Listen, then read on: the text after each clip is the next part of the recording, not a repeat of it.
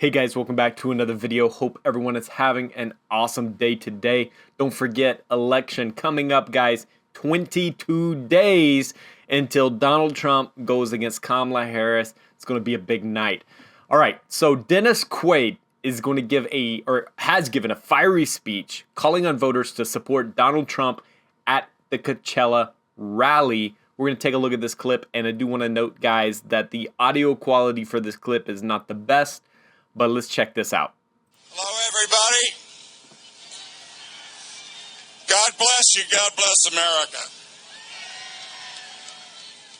I'm here today to tell you that it's time to pick a side. Are we going to be a nation that stands for the Constitution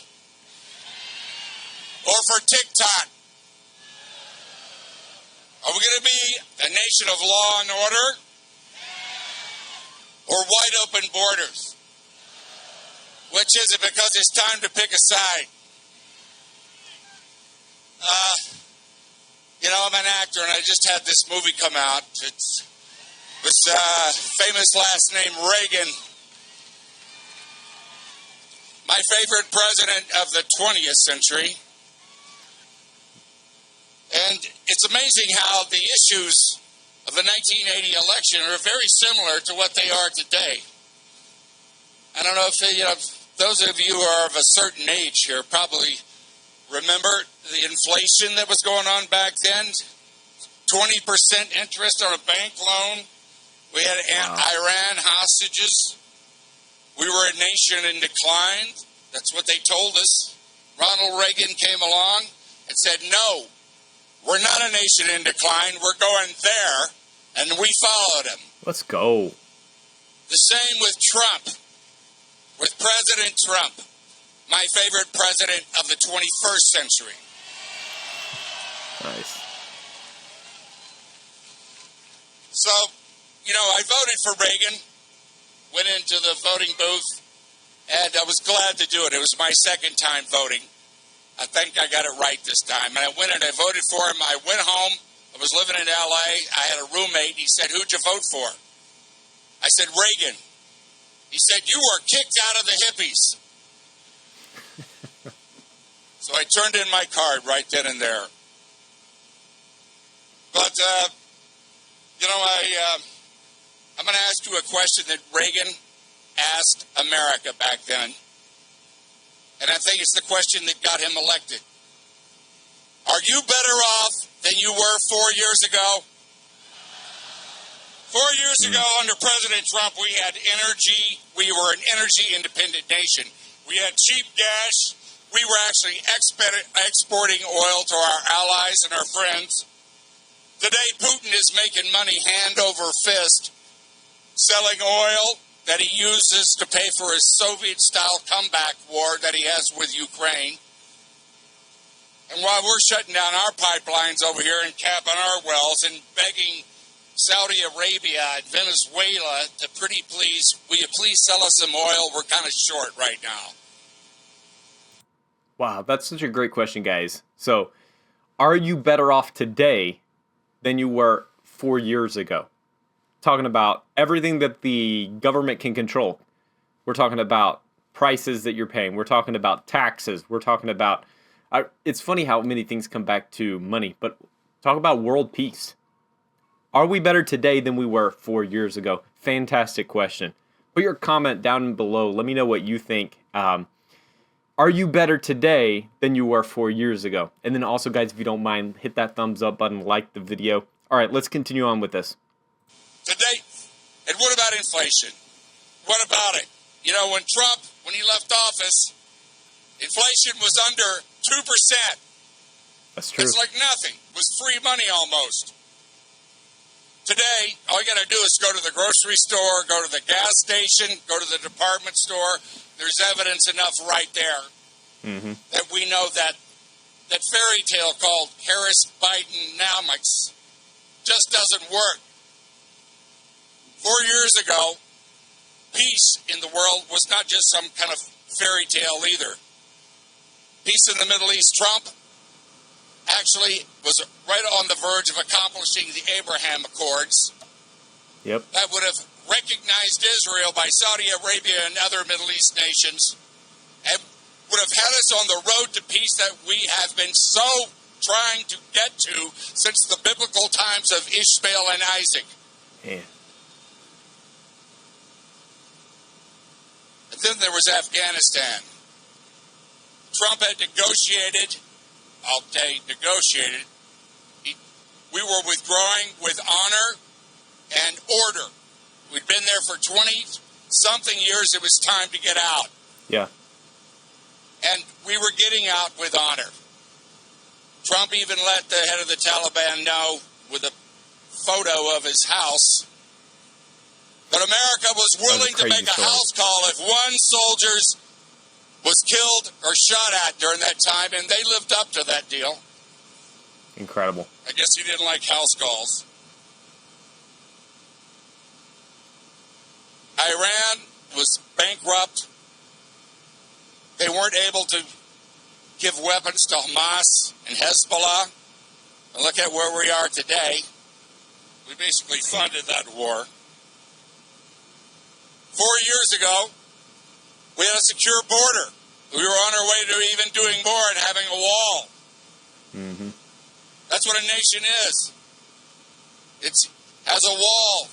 Every other nation on earth has got one. But I guess it's like voter ID. You don't need it in this country for some reason. Isn't that crazy? You know, it's, and I'd like to personally talk about a very, very dear friend and family member, really, of ours, my housekeeper, Josie. She was here illegally for over a decade, using her sister's identification, working for us. She couldn't go back to Mexico because she couldn't get back in if she went home to see her parents. She couldn't take a plane ride. She was always living in fear that she was going to get pulled over. She was the safest driver you ever saw. And when Trump was elected, she was in fear that she was going to be sent back to her country, to Mexico. I told her, I said, Josie, no, you're not. That's not what he's talking about. He wants people to come here the right way. I'm going to become your sponsor. And so we started it right now. She has her green card today, and she so wants to get her citizenship before so she can vote for Donald Trump. Let's go. So like I said, people, it's time to pick a side. Who are you going to pick? God bless you. All right, guys. Wow, what a fiery speech from, again, Dennis Quaid speaking at the Trump rally in Coachella. And wow, wasn't that just a really neat story with his housemaid that, his house cleaner that, you know, he kind of convinced her, kind of won her over. That's it. There's a lot of fear-mongering going on from the left, guys. You have to understand, we've got to realize that they're playing us, all right? Donald Trump isn't hating people. He's just trying to do common sense things like seal up the border. Man. Anyway, all right, so at this rally in Coachella, there's a protester, right, that speaks up something. Trump responds to this protester. Y'all check out this clip. This election is your chance to send a message.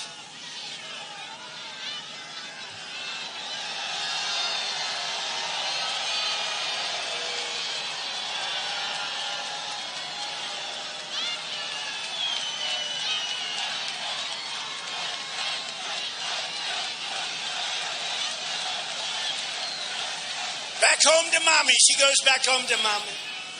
Was that you, darling? And then she gets the hell knocked out of her.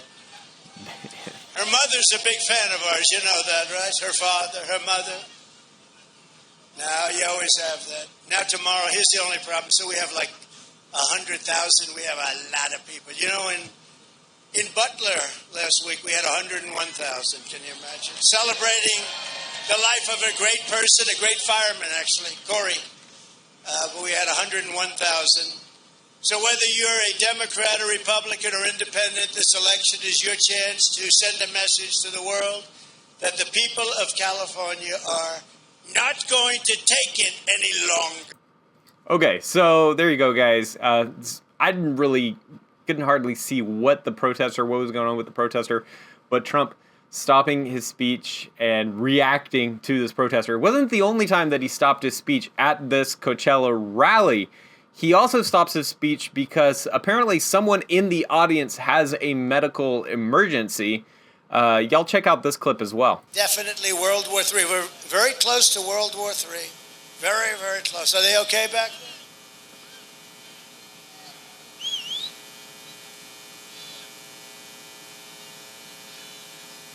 Take your time, doctor. Doctor. Thank you. Is there a doctor? Doctor in the house? Yeah. Take your time, please. Don't forget, they've been here for 2 days, 3 days. These guys have been here for a long time, so take your time.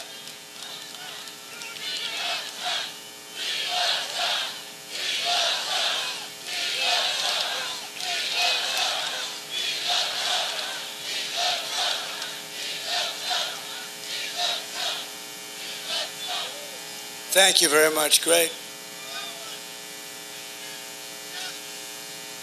Thank you, doctor. Let's give that incredible person a hand.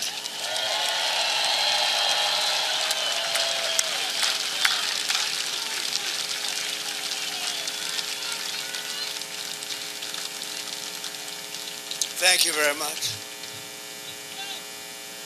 Thank you very much. I've been here, a lot of people have been here a long time. And I know you didn't notice it was about 100 degrees out today. It's not exactly cool up here either, but now it's pretty nice. In fact, now we could go on all night. It's starting to get very nice. We go all night. Right? Front row Joe stands up.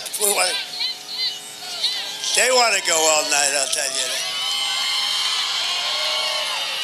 I will crush the violent crime and give our... All right, so again, Donald Trump stopping the rally again. Hopefully that person is okay. But I love, one thing I noticed, and it apparently was hot. You could see the sweat on Donald Trump's face as he was speaking there. But I just love how much he interacts with the crowd. And I think that that's a big secret to his success, is the fact that he'll stop his rallies, interact with a protester, that he'll stop, make sure someone's okay in the crowd that was having a medical emergency. It's not as scripted, and I think that's why people relate to Donald Trump, because when he's speaking, he's just speaking. It's not it's a speech, but it's not so scripted, so cookie cutter. And I feel like that's what you get with Kamala Harris and with Joe Biden and that whole group, is they come up and they read exactly what is told them, right?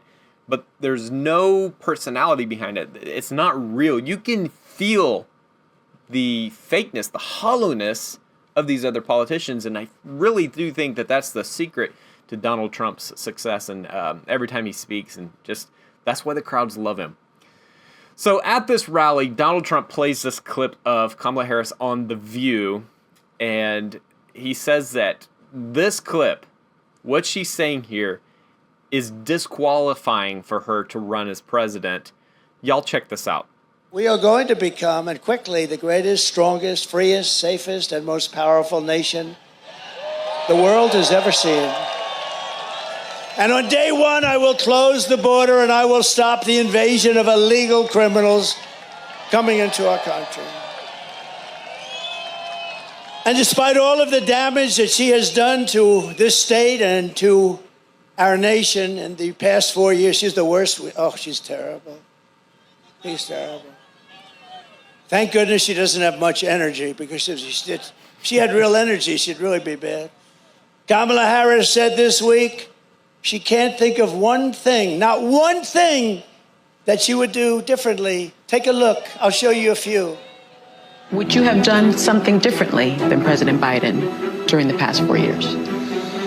There is not a thing that comes to mind. I stood there on the tarmac watching you check your watch. The chaotic and deadly U.S. evacuation from Afghanistan stunned Americans and the world and cost the lives of 13 U.S. soldiers. Would you have done something differently? There is not a thing that comes to mind. More than 13,000 illegal immigrants convicted of murder have been caught at the border and then released into the United States. An Afghan national is in custody today after being accused of plotting an election day terrorist attack. The suspect entered the U.S. on a special immigrant visa. Gut-wrenching new details in the murder of Georgia nursing student Laken Riley. The illegal immigrant suspect, who cops say committed the heinous murder, is a Venezuelan national who crossed the unsecured southern border back in 2022. Two men investigators say are in the country illegally from Venezuela are charged with capital murder in the death of Jocelyn Nungaray. A fifth illegal immigrant accused of attacking two New York City police officers over the weekend showed no remorse or regret. Would you have done something differently? There is not a thing that comes to mind. Only 18% say the economy is in excellent or good condition. US inflation has hit a new 40-year high, increasing by 9.1% over the financial year. The cost of homes have spiked. Home buyers need to earn 80% more than they did in 2020 to afford a house. Were you the last person in the room? Yes. Wow. How dumb an answer. You know, their whole campaign is based around the fact that she's not going to do what Biden did. And then I was watching that one live. I got to watch my things. You know, it's part of my business, right? It's like a little different. But I had to watch it, and I said, oh, this is going to be a killer answer. You know, I assumed she was going to go through a whole list of things that she'd do differently. She said she wouldn't. The worst president in history, and she said she'd do it the same. That answer, that she would do nothing differently, is a totally disqualifying answer. It disqualifies her from running. Think of this, 86% of the country feels that we're on the wrong track, and she's given, can you imagine? 86% record of the country feels that we're on the wrong track. Doesn't that tell you something? It tells you we got a problem. Yep. I actually worry about the next 3 months. I really do. I worry about the next 3.5, 4 months. We'll end up in a world war because of the people that we have. And if you're on the wrong track by that amount, how can you keep someone who has stated plainly and clearly that she would do nothing? She'd do nothing from Biden. Yeah, guys, that is actually really scary to think about, that the Kamala Biden administration is not a maybe. It's a reality. Right now, we're in the middle of it. Hopefully, hopefully towards the end of it, hopefully we get Trump elected next month. But my goodness, guys, they keep hitting that, and it's so true that if you look over the last 3.5 years, are we in a better place? We started the video with that. That's where we're at right now. Are we in a better place because of Biden and because of Kamala? No, we're not. It's very simple. Just look at the past. Look at what they've done. Look at the mistakes they've made. You saw it with Dennis Quaid's speech. You see it here with Donald Trump speaking about it. You saw it in that little ad there that they threw up. And it's absolutely ridiculous that Kamala would say that in the interview. No, there's not anything I would do differently. Nothing. No. Like, anybody that looks back at the past and says they wouldn't do anything differently is living a delusion, because you can always find something to improve on. You could always do something better. 85% of Americans think we're on the wrong track, and then Kamala's going to get in front of the camera and say, I wouldn't do anything differently. Absolutely insane. All right, I want to end it with this little clip, guys, from Israeli Prime Minister Netanyahu, who is directly calling on the UN Secretary General to withdraw their troops. That, guys, when we're talking about could be on the verge of a world war, we're not just playing around. My goodness, we got to get Donald Trump back in office, because this administration is not just wreaking havoc in America, they're wreaking havoc on the worldwide stage. Y'all check out this video from Netanyahu. בימים אלה אנחנו מציינים שנה למלחמה הקשה שנכפתה עלינו. מלחמת התקומה נגד ציר הרשע של איראן שקם עלינו לכלותנו. אנחנו נחושים מתמיד להבטיח את עתידנו, אנחנו נחושים מתמיד לנצח את אויבינו. בלבנון חיסלנו את נסראללה ואת בחיריו. חיילינו הגיבורים משמידים את הנשק, את המפקדות ואת מנהרות הטרור של חיזבאללה. הם נלחמים בעוצמה כדי להחזיר את תושבינו בצפון בבטחה לבתיהם. איננו נלחמים בעם הלבנוני. אנחנו נלחמים בשלוחת הטרור של איראן חיזבאללה שכבשה את לבנון. אני רוצה מכאן לפנות ישירות למזכ"ל האו"ם. הגיע הזמן שתוציא את יוניפיל ממעוזי החיזבאללה וממרחבי הלחימה. צה"ל ביקש זאת שוב ושוב, והוא נתקל בסירוב שוב ושוב, שכל כולו מכוון לתת חומת מגן אנושית למחבלי חיזבאללה. הסירוב שלך לפנות את חיילי יוניפיל הופך אותם לבני ערובה של חיזבאללה. זה מסכן גם אותם וגם את חיי חיילינו. אנו מצירים על הפגיעה בחיילי יוניפיל, ואנחנו עושים כל שביכולתנו כדי למנוע פגיעה זאת. אבל הדרך הפשוטה והמתבקשת כדי להבטיח זאת היא פשוט להוציא אותם מאזור הסכנה. Mr. Secretary General, get the UNIFIL forces out of harm's way. It should be done right now, immediately. לצערי, כמה ממנהיגי אירופה מפעילים לחץ במקום הלא נכון. במקום להעביר ביקורת על ישראל, הם צריכים להפנות את הביקורת שלהם לחיזבאללה, שמשתמש ביוניפיל כמגן אנושי, בדיוק כפי שחמאס בעזה משתמש באונר"א כמגן אנושי. לצערי, שם גם אונר"א משתף פעולה עם חמאס. בעזה אנחנו ממשיכים לפעול בעומק השטח כדי לחסל את החמאס ולהביא לשחרור כל חטופינו. חיילינו האמיצים נמצאים עכשיו בלב ג'באליה, שם הם מפרקים את מעוזי החמאס. 101 חטופינו שנמצאים בעזה נמצאים תמיד בראש מעיינינו, ונעשה הכל כדי להשיבם, את כולם, החיים והחללים, הביתה. ביהודה ושומרון כוחותינו פועלים ללא הפסקה, גם ביבשה וגם באוויר, כדי לגדוע את הטרור באיבו. הטרור שם לא ינצח, כי לא ניתן לו לנצח. ובזירות אחרות, אנחנו נמשיך לפעול כדי להבטיח את ביטחון ישראל. ישנם רגעים במהלך המלחמה, בהם יש להקפיד על כלל פשוט, ואני מבקש מכל השרים להקפיד על הכלל הזה. לדבר מעט ולעשות הרבה. בעזרת השם, נעשה ונצליח. אזרחי ישראל, שנה טובה וגמר חתימה טובה לכולכם. Okay, guys. So, man, what he's saying totally makes sense. And what I was thinking when he was speaking is, imagine that Israel had the incompetent leadership that America has right now. Imagine Joe Biden is the president in Israel when you're surrounded by enemies. You've got all these enemies all around you that are being fed by Iran, and you have an incompetent leader. Now, I'm thankful for Israel's sake that somebody in there knows what they're doing. I mean, you've seen the attacks, you've seen the intelligence, you've seen how well Israel has been able to defend themselves and deflect all the, I mean, look at all those missiles that came in. Saw today the U.S. is sending in some help to knock down some missiles, an anti-missile patrol system, maybe like 100 people.